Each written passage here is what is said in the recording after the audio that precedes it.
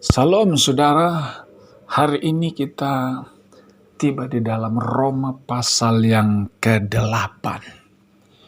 Saya berharap kita bisa mengikuti terus dari Roma pasal 1 sampai kali ini pasal yang ke-8. Mengikuti terus dengan berurut saudara. Dari Injil diberitakan oleh Paulus, kemudian sampai hidup yang baru dibaptis, dan hari ini saudara Roma pasal yang ke-8. Roma pasal yang ke-8 ini saya membuat judul yaitu berjalan di dalam kerajaan Roh Kudus. The Kingdom of Holy Spirit.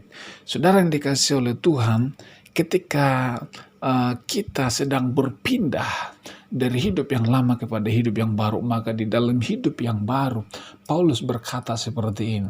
Apakah setiap orang ketika sudah dibaptis dan dibangkitkan dan mereka dalam hidup yang baru, apakah mereka secara otomatis hidup seperti malaikat tanpa dosa dan tidak akan jatuh dalam dosa dan tidak punya keinginan daging lagi? Apakah langsung sempurna? Tidak. Paulus berkata, selama kita masih hidup di muka bumi ini, kita masih ada perjuangan, masih ada keinginan daging, masih ada hawa nafsu, masih ada yang masih bisa jatuh dalam dosa. Tapi Rasul Paulus berkata di dalam Roma pasal yang ke-8, ketika kita percaya kepada Yesus, dibaptis dan dibangkitkan, maka kabar gembira buat kita.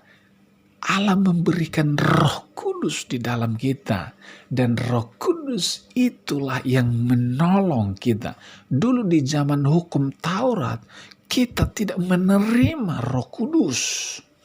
Maka kita hanya mengandalkan kekuatan kita untuk melakukan hukum Taurat, sehingga tidak ada satu orang pun yang bisa melakukan hukum Taurat dengan sempurna.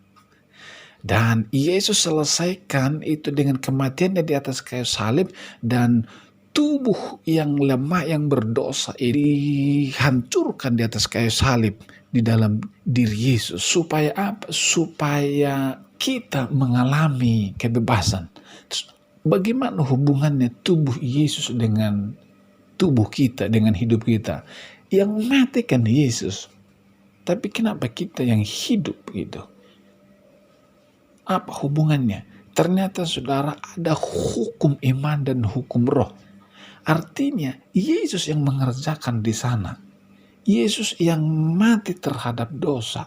Yesus yang menerima lampiasan kuasa dosa. Tapi kita yang menang. Artinya begini, ini namanya ada hukum roh dan hukum iman. Ketika seseorang percaya dengan karya penebusan itu, dan ketika kita mempercayainya, beriman, maka Roh Kudus akan menghubungkannya ke kita, saudara. Maka tubuh kita yang fana, yang lemah, akan menjadi tubuh yang hidup, manusia yang baru karena pekerjaan Roh Kudus. Saudara yang dikasih oleh Tuhan, di dalam hidup yang baru, Rasul Paulus berkata, kita semua selama masih ada di bumi ini, kita masih menderita. Kita masih berjuang. Semua makhluk, bahkan semua alam semesta, mereka masih bersusah-susah. Dan mereka semua menantikan yang sempurna yang akan datang, yaitu ketika kerajaan yang sempurna itu tiba. Itu kerajaan sorga. Nah, saudara yang dikasihi Tuhan, sekarang belum sempurna. Nanti akan kita mengalami kebebasan secara total. secara sempurna, nanti kita akan seperti malaikat di sana. Tidak ada dosa sama sekali, saudara. Tapi Rasul Paulus berkata, itu nanti terjadi di sana. Tetapi hari ini, sebagian dari itu kita sudah bisa menikmatinya. Beda dengan di perjanjian lama, waktu zaman hukum Taurat. Kita sama sekali tidak bisa. Nah, tapi di zaman ini, kita sudah diberikan Roh Kudus untuk menolong kita. Roh Kudus yang menolong kita. Jadi tugas kita adalah kita bergantung sama Roh Kudus. Dan Rasul Paulus berkata, ikutilah pimpinan Roh Kudus supaya keinginan dagingmu mati. Kalau engkau mengikuti keinginan dagingmu, maka keinginan dagingmu hidup dan rohmu mati. Saudara, kalau kita mengikuti keinginan roh, maka kedagingan kita mati, maka kita bisa hidup, mengalami kemenangan terhadap dosa. Apakah langsung jadi malaikat? Tidak. Kita masih ada perjuangan. Kita masih ada pilihan, saudara-saudara. Kita mau menang atau kalah. Nah, Paulus berkata, ikutilah Roh Kudus. Gitu. Hendaklah engkau berpikir bahwa engkau sudah mati terhadap dosa. Tanamkan di hatimu, tanamkan di pikiranmu, di jiwamu, bahwa engkau sudah mati terhadap dosa. Dan minta Roh Kudus tolong engkau setiap hari.